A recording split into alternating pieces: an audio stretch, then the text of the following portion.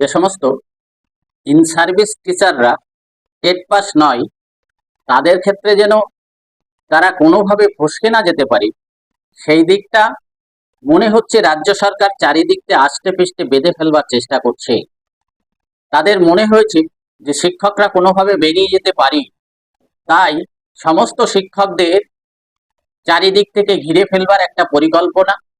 প্রথম অবস্থায় আপনারা দেখেছেন চারিদিকে তথ্য সংগ্রহ থেকে শুরু করে সমস্ত কিছু করেছে, এখন আবার নতুন একটি পদ্ধতি নিয়ে এসেছে।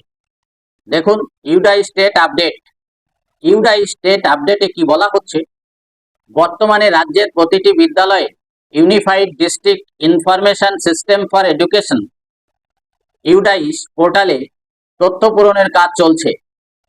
তবে এই বছরের তথ্য আপডেটের প্রক্রিয়ার একটি নতুন সংযোজন শিক্ষক শিক্ষিকাদের মধ্যে ব্যাপক উদ্বেগ ও বিভ্রান্তি সৃষ্টি করেছে। টিচিং অ্যান্ড নন টিচিং স্টাফের প্রোফাইল এডিট করার অংশে একটি নতুন বাধ্যতামূলক ফিল্ড যোগ করা হয়েছে, যা নিয়ে প্রশ্ন উঠছে বিভিন্ন মহলে। একটি ফিল্ড যোগ করা হয়েছে, কিন্তু তাকে আবার ম্যান্ডেটারি বাধ্যতামূলক পূরণ করতেই হবে, সেই ফিল্ড দেওয়া হয়েছে। কি দেওয়া হয়েছে দেখুন, ইউডাইস পোর্টালে নতুন বাধ্যতামূলক তথ্যটি কি। ইউডাইস পোর্টালে শিক্ষক শিক্ষিকাদের ব্যক্তিগত তথ্য আপডেট করার সময় 3.3.30 অর্থাৎ 30 নম্বর আইটেমে একটি নতুন প্রশ্ন যোগ করা হয়েছে। সেখানে জানতে চাওয়া হচ্ছে weather teacher is seated or state qualified, অর্থাৎ শিক্ষক কি সিটেড বা স্টেট উত্তীর্ণ। এই ফিল্ডটি বাধ্যতামূলক ম্যান্ডেটারি করা হয়েছে, যার অর্থ প্রত্যেক শিক্ষক শিক্ষিকার জন্য এই তথ্যটি পূরণ করতেই হবে। এই প্রশ্নের উত্তরের জন্য একটি ড্রপ ডাউন মেনুতে দুটি বিকল্প দেওয়া হয়েছে।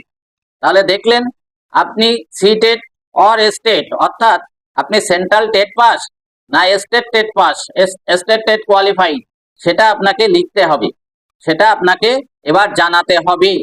এই বিকল্পের জন্য একটি ড্রপ ডাউন মেনু, একটা ড্রপ ডাউন মেনুও তৈরি করা হয়েছে। সেখানে আপনি যদি ইয়েস, হ্যাঁ, এই বিকল্পটি সিলেক্ট করেন, সেক্ষেত্রে শিক্ষক তার টেট পাসের বছর অর্থাৎ ইয়ার অফ কোয়ালিফিকেশন উল্লেখ করতে হবে।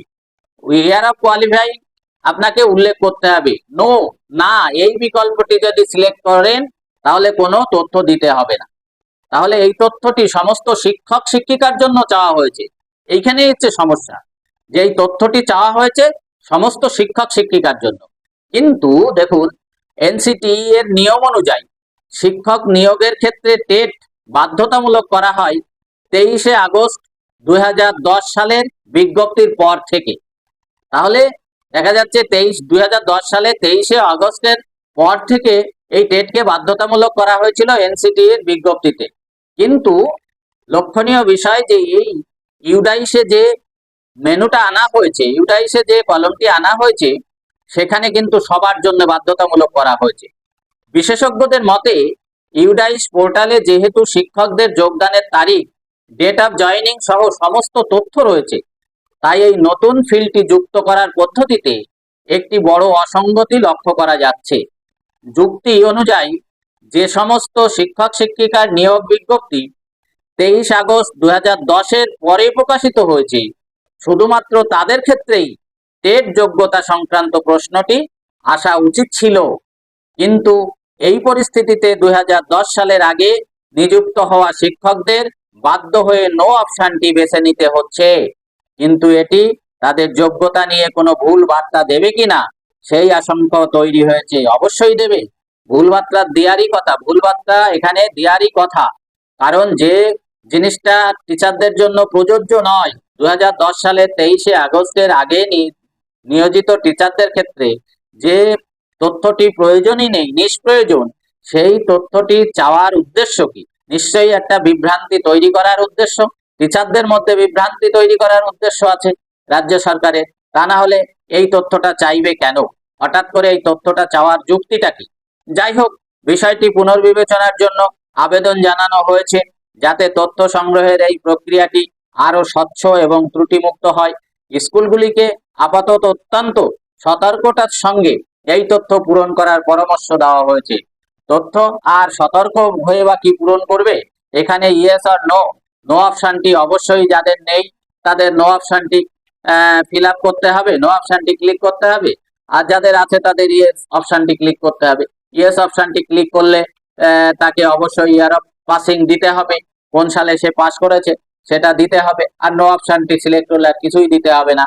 তার মানে এই সমস্ত টিচাররা নো অপশনে যখন ক্লিক করবে তখনই এরা টেট পাস নয় এবং এরা অবৈধ। এখনকার নিয়ম অনুসারে অবৈধভাবে নিয়োজিত, অবৈধভাবে এই শিক্ষকরা শিক্ষকতা করছেন। দীর্ঘদিন এদের শিক্ষকতার কোনো মূল্য নেই। কি বলবেন আপনারা? দেখুন, এই তথ্যটি ছিল আপনাদের সঙ্গে শেয়ার করলাম। যা বলার আপনারাই বলুন। ভালো থাকুন, সাবধানে থাকুন। ধন্যবাদ সবাইকে।